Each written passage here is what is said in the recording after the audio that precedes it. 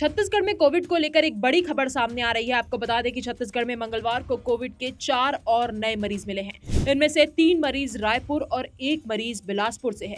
इसके साथ ही प्रदेश में कोविड के कुल एक्टिव केस 15 हो गए हैं। सबसे ज्यादा 10 केस राजधानी रायपुर के ही हैं।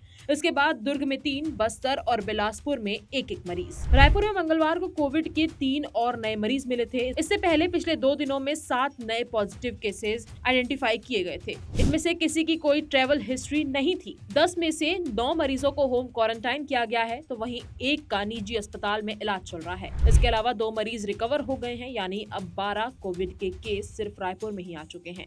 स्वास्थ्य विभाग की माने तो राजधानी में सर्दी, खांसी, जुकाम और बुखार वाले मरीज लगातार बढ़ रहे हैं, जिसे देखते हुए स्वास्थ्य विभाग ने नई एडवाइजरी जारी की है। स्वास्थ्य विभाग ने कहा कि इन्फ्लुएंजा लाइक इलनेस यानी कि इली और सीवियर एक्यूट रेस्पिरेटरी इलनेस यानी कि सारी के लक्षण जिस भी मरीज में दिखे, उनके संबंध में तत्काल इंटीग्रेटेड हेल्थ इंफॉर्मेशन सेंटर में रिपोर्ट की जाए। वहीं इस कंडीशन में दी जाने वाली दवाइयों में जो मरीज ठीक हो, उनकी स्क्रीनिंग की जाए। तत्काल उनके सैंपल कोविड-19 जांच के लिए भेजे जाएं। अब सभी सरकारी और प्राइवेट हॉस्पिटल को निर्देश दे दिए गए हैं कि इस तरह के लक्षण वाले मरीजों के संबंध में तुरंत रिपोर्ट करें।